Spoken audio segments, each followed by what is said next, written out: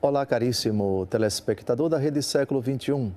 De novo aqui nos reunimos para refletir a Palavra de Deus, para conhecer um pouco mais a Santa Palavra do Senhor, que se autoproclamou Luz da Vida. Esse é o título do nosso programa que vai ao ar toda semana. Obrigado pela sua audiência e quero lhe dizer que o assunto de hoje é palpitante, é muito interessante, da mais absoluta relevância para a nossa vida, porque isso toca não apenas o imaginário popular, mas suscita tantas discussões, tantas revelações, tantas conjecturas. Um assunto que trata de algo que acontece conosco todos os dias e que por vezes nem sempre sabemos o seu significado. A questão dos sonhos.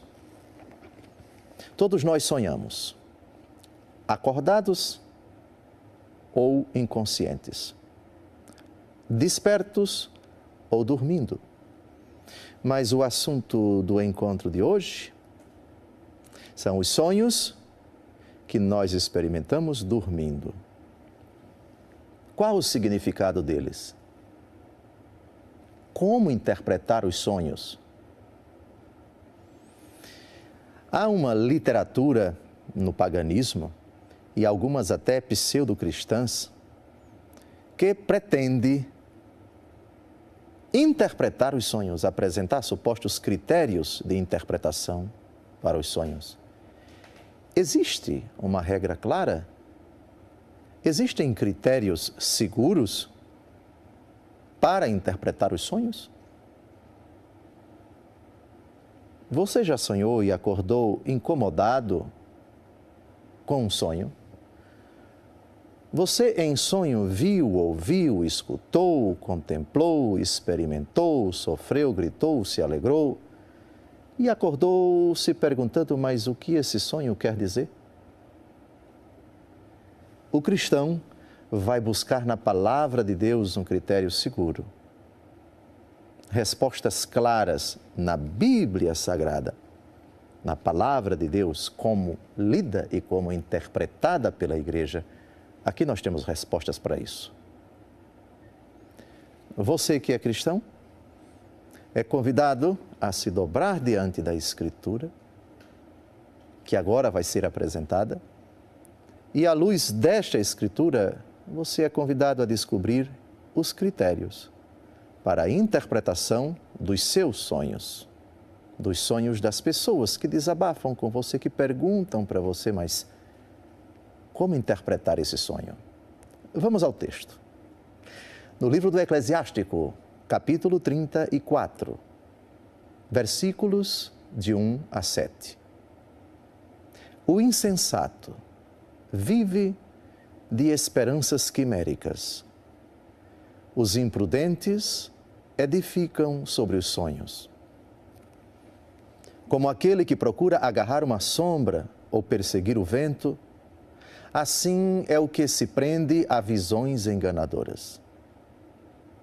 Isto segundo aquilo, eis o que se vê nos sonhos. É como a imagem de um homem diante dele próprio. Que coisa pura poderá vir do impuro? Que verdade pode vir da mentira? A adivinhação do erro, os augúrios mentirosos e os sonhos dos maus, tudo isso não passa de vaidade. Teu coração, como o de uma mulher que está de parto, sofrerá imaginações, a menos que o Altíssimo te envie uma visão. Não detenhas nelas teu pensamento, pois os sonhos fizeram errar muita gente, que pecou porque neles punham sua esperança. Esse é o texto básico para tratarmos desse assunto tão palpitante, tão fascinante. O sonho de quem está dormindo é, antes de tudo, uma realidade inconsciente. A nossa consciência, quando está desperta, pode agrupar, sistematizar, colocar numa ordem lógica, de forma voluntária, as informações que nós guardamos dentro de nós. Aliás, o nosso consciente não tem acesso a todas as informações que nós acumulamos ao longo da vida. Muitas delas estão guardadas no íntimo do nosso ser. E somente em certas ocasiões, ou às vezes com muita dificuldade, e talvez jamais, determinadas informações que acumulamos ao longo da vida aflorem, por assim dizer. Mas conscientemente nós conseguimos, das muitas informações que nós acumulamos, ordená-las dependendo da nossa inteligência e da nossa vontade. Mas isso não acontece quando nós estamos dormindo. O que acontece quando estamos dormindo? As informações que nós acumulamos ao longo da vida, elas se agrupam de forma aleatória. Não sabemos exatamente como e quais os critérios de o nosso inconsciente, digamos assim, agrupar essas informações todas quando estamos dormindo. Assim acontece por vezes os sonhos estapafúrdios, fulano voando, cicrano lutando com uma cobra gigantesca, Beltrano passeando nas nuvens, caminhando em outros planetas e assim por diante. São realmente fantasias, coisas que não correspondem à realidade. O sonho é, via de regra, algo irreal. Recordemos parte do texto que nós acabamos de ouvir. Como aquele que procura agarrar uma sombra ou perseguir o vento, assim é o que se prende a visões enganadoras. Edificar sobre os sonhos, portanto, não é uma coisa correta. Acordar e já fazer logo uma interpretação precipitada do sonho, dizendo que vai acontecer alguma coisa. Que aquilo dali significa com exatidão, com precisão, tal coisa. Os imprudentes edificam sobre os sonhos. Num primeiro momento, é preciso que não levemos muito a sério os sonhos. Então, por que eles acontecem? Não é uma resposta fácil. Vamos procurar uma resposta, dividindo a mesma resposta em 3 linhas, em 3 vertentes. Ou o sonho é fruto apenas da minha imaginação, do meu ser, dessa realidade complexa, psicossomática, chamada a minha pessoa, eu. Portanto, a explicação do sonho está apenas em mim. É um tipo de resposta. Segunda resposta. Este sonho, ou estes sonhos, tem como autor o próprio Deus. Ou, terceira resposta. Este sonho, ou estes sonhos, tem como autor o diabo. Eu, ou Deus, ou o diabo. Deus pode se utilizar dos sonhos para nos falar? Pode. O diabo pode se utilizar dos sonhos para se comunicar conosco, para nos iludir, para nos enganar? Pode. Vocês repararam bem? O texto, de novo Eclesiástico, capítulo 34, versículo 6, a menos que o Altíssimo te envie uma visão, não detenhas nelas teu pensamento. Portanto, o texto insinua que o Senhor pode ser o autor de determinadas visões.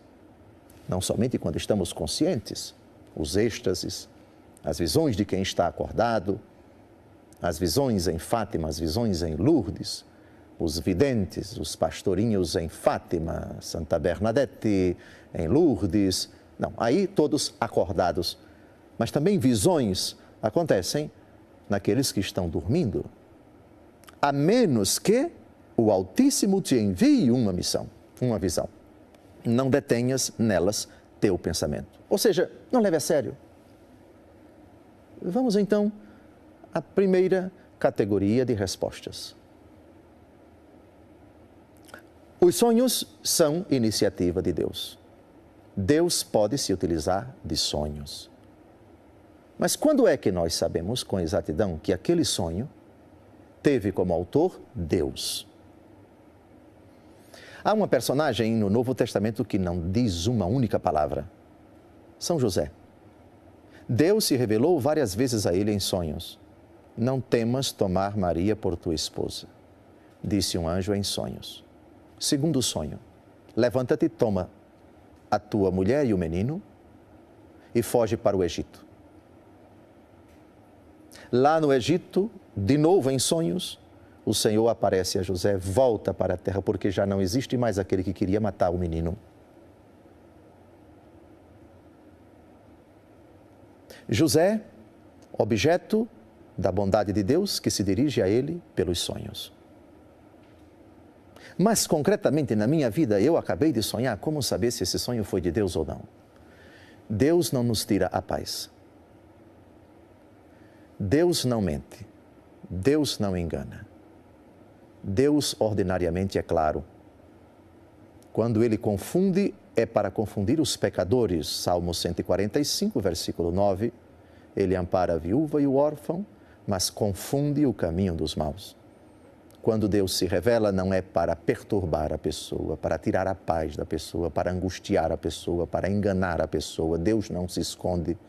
Deus é claro na sua mensagem, ainda que não diga tudo no primeiro sonho, mas se encarrega de dizer isso no segundo ou no terceiro ou em outras ocasiões.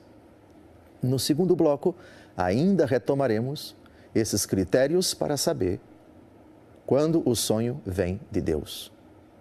Depois trataremos do autor dos sonhos, o diabo.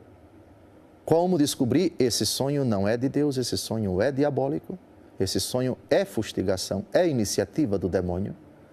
E depois, os sonhos que são mera imaginação, fruto da nossa constituição psicossomática.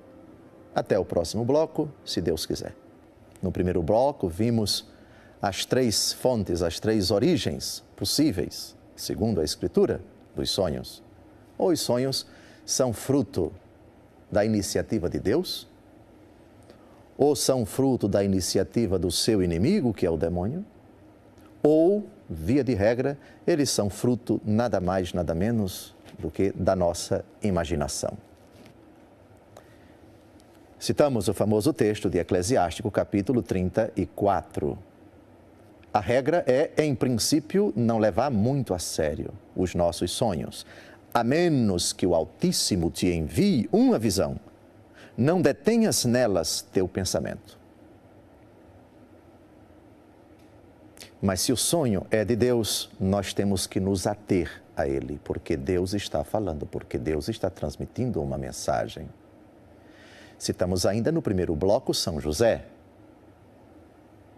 que foi o destinatário de algumas visões do anjo. Apareceu em sonho várias vezes a ele: não temas tomar Maria como tua esposa, levanta-te, toma o menino e sua mãe e foge para o Egito. Lá no Egito toma o menino e sua mãe, volta para Israel, porque já não existe mais aquele que quer matar o menino. E vimos no final do primeiro bloco os critérios para saber se o sonho realmente vem de Deus. Deus não tira a nossa paz. As mensagens de Deus são de paz. Deus não nos leva a pecar. Deus não nos fala para vingar-se, para mentir, para cometer qualquer tipo de pecado. Deus é claro, Deus é a verdade. Deus nos quer santos. As mensagens de Deus não são confusas. E se Ele não é claro neste sonho, voltará a se manifestar num segundo sonho, num terceiro sonho ou em outras ocasiões. Não é difícil você descobrir se é Deus que está falando para você naquele sonho. A mensagem, o contexto e aquilo que a mensagem produz em você ou nos outros, se você foi chamado a transmitir uma mensagem aos outros.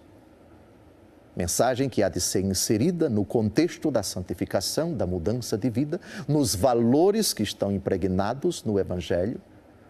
A mensagem que ele dirige, se é somente para você ou é para os outros. Pensemos as mensagens de Fátima, pensemos as visões que Santa Bernadette teve em Lourdes e tantos outros videntes, objetos de visões, de aparições de nosso Senhor Jesus Cristo. Acordados ou dormindo. A menos que o Altíssimo te envie uma visão, não detenhas nelas teu pensamento. Agora, vejamos o contrário. Naquele sonho, você foi convidado a pecar. Foi convidado a odiar, a não perdoar, a matar, a roubar, a cometer impurezas, sonhos lascivos, sonhos imorais. Se aquele sonho tirou a sua paz, levou você a se afastar de Deus, se naquele sonho a mensagem é claramente contrária ao Evangelho, é uma mensagem de desespero, não de esperança, de ceticismo, não de fé, de ódio, não de caridade. Se aquela mensagem perturba, angustia, amargura você, há certos indícios aí de que estamos talvez diante de uma investida diabólica. Vários santos foram perturbados, angustiados, açoitados, provocados pelo próprio inimigo. Inimigo que muitas vezes em sonhos pode se transfigurar no próprio Cristo, pode aparecer a você sob o manto de Nossa Senhora, pode se transfigurar em anjo de luz, pode aparecer como se fosse o seu pai falecido, como se fosse a sua mãe, como se fosse o seu irmão distante. Vamos ao texto, por favor, 2 aos Coríntios 11, de 13 a 15. Esses tais são falsos apóstolos, operários desonestos que se disfarçam em apóstolos de Cristo. O que não é de espantar, pois se o próprio Satanás se transfigura em anjo de luz, parece bem normal que seus ministros se disfarcem em ministros de justiça, cujo fim, no entanto, será segundo as suas obras. Atentos, porque o demônio recebeu essa permissão de Deus, de se transfigurar em anjo de luz. Não foram poucos os santos da igreja que sofreram ataques do demônio em sonhos, pensaram que estavam diante da Virgem Maria, de um anjo, de um santo de Deus, ou até do próprio Cristo, mas descobriram com a ajuda do alto que, na verdade, ali não era Deus, nem um anjo, nem um santo que estava agindo, mas o próprio demônio. O convite a não rezar, o convite a se desesperar, a não confiar em Deus, a não perdoar. A mensagem do demônio, que é o pai da mentira, ele tem 3 táticas. A mentira propriamente dita, que é a exposição do falso com a intenção de enganar. Depois, as meias-verdades. Sei quem tu és, o santo de Deus, disse o demônio, no capítulo 1 de São Marcos. E fazer o possível para silenciar a verdade. Silenciar a verdade, não dizer toda a verdade e proclamar a mentira.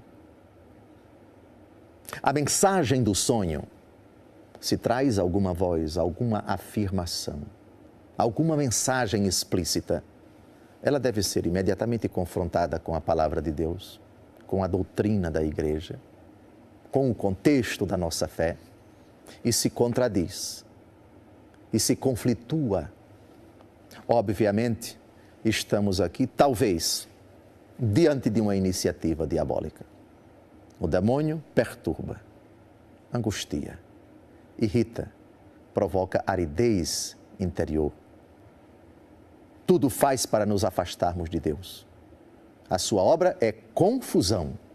A sua obra é divisão. Ele é o diabo, aquele que divide por definição. Portanto, se no sonho a mensagem aponta para esses contravalores, é radicalmente contra a nossa fé, a oração, os mandamentos, os sacramentos. Talvez estamos aí diante de uma iniciativa diabólica. É muito importante também que esses sonhos, as pessoas que experimentam esses sonhos perturbadores, cuja mensagem é lasciva, cuja mensagem é contrária ao Evangelho, que despertos façam um exame de consciência sobre sua própria vida consciente, sua própria vida desperta, sua própria vida acordada. Com quem você está andando? Que práticas você está assumindo? Que atitudes, que comportamentos você vem levando? Não se pode esperar de uma pessoa que frequenta lugares imorais que elas sonhem com as 5 chagas de nosso Senhor Jesus Cristo. Não se pode esperar de uma pessoa que tem uma conduta imoral, indecente, que esteja mergulhando no mundo das trevas, frequentando lugares indevidos com pessoas de um comportamento censurável, leituras, hábitos, comportamentos imorais, que ela sonhe com a bem-aventurança celeste. Pode haver uma relação entre esses sonhos imorais e a conduta imoral dessa pessoa. Somente ela poderá fazer essa relação. Ou seja, acossada inconscientemente, mas também tentada conscientemente.